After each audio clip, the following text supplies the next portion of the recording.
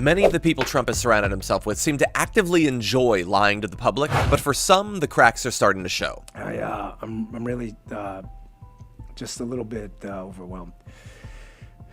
Because, you know, with the show and all the clips and having everybody here, it's the energy kind of just distracts you from the reality of, you know, what's about to happen. And it really hit me this morning. I want you to know how much I love you guys. I mean that. You know, people throw that term around, but I really love you guys. I feel like I've met so many of you. Some of you I've never even seen, whether it was Eric or Jeremy on the radio show.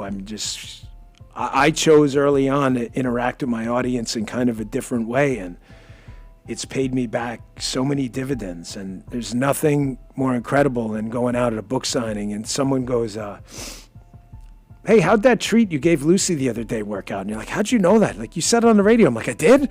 Like, you know, that people, the relationship seems so asymmetric at times. Like, you know about me, but I don't know about you. But I know all I need to know about you, which is you've been there for me when I needed you. If you are a corrupt politician out there, if you are engaged in behavior, you know what you're doing, we're going to find you. I promise. No one is going to get off. The days of selecting and putting your partisan bias on and taking care of your friends, those days are over. You know what, Sean? I don't have any friends. I don't want any friends. Well, maybe outside of you and a couple of. I don't care. I didn't come here for the money. I didn't come here to make. I know. No, you didn't go there for the money. I can tell people that for sure. No, I didn't come here to make friends. I don't give a damn about friends. I don't have any friends. I don't want any friends. I got my wife. I got you, and I got a small crew of people. So I don't need any friends. If you want a friend in D.C., get a dog. We're coming for you. That'll help. Yeah, exactly. Right, you want a friend in D.C., right? Go get a Labradoodle like I have, because there are no friends in D.C. You've been doing this, 30 years? There are no friends here. I mean, I gave up everything for this. I mean, you know, my wife is struggling. I'm not a victim. I'm not Jim Comey. It's fine. I did this, and I'm proud I did it.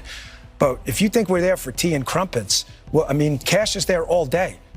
We share it. Our offices are linked. He turns on the faucet. I hear it. He's there he gets in at like 6 o'clock in the morning. He doesn't leave till 7 at night. You know, I'm in there at 7:30 in the morning. He uses the gym. I work out in my apartment. But I stare at these four walls all day in D.C., you know, by myself, divorced from my wife. Not divorced, but I mean separated, divorced. And it's hard. I mean, you know, we love each other, and it's hard to be apart. But you're doing some great work. You're straightening out the FBI. You're moving buildings. There's a lot of change. I'm not sure if anybody in this room has listened to Mr. Bongino when he talks about the past corruption at the FBI, when he talks about his experience serving for the United States Secret Service.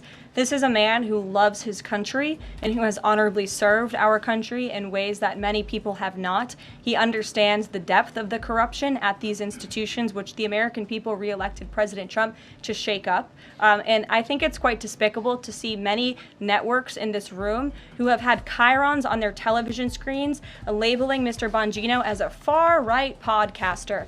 He is not. He is a former law enforcement agent. He is a former Secret Service agent who put his life on the line to protect this country, and that is why the President of the United States has entrusted him for this important role. He's also an outsider to this Washington swamp, and we often see that when outsiders are appointed to such coveted positions, a lot of people in this city get very, very nervous, and they should be, because Dan Bongino and Kash Patel and Attorney General Bondi are focused on rooting out the corruption at these agencies and ending the weaponization of government once and for all. Deputy FBI Director Dan Bongino is emerging as one of the most unpredictable characters in the Trump administration, and he seems to be causing some concern in Trump's inner circle. A source tells Fox News tonight that the FBI Deputy Director Dan Bongino has not been seen in the office since Wednesday after a heated argument with Attorney General Pam Bondi at the White House.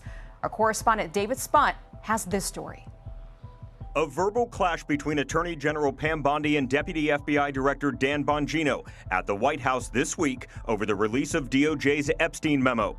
The two-pager out earlier this week insists the convicted sex trafficker and offender killed himself, and a client list does not exist after all. Fox is told by 4 separate sources Bongino is so upset about the rollout of the memo, he didn't show up to work on Friday in protest. One source says he hasn't been seen in the office since the argument with the Attorney General. David, tell us what you're learning here.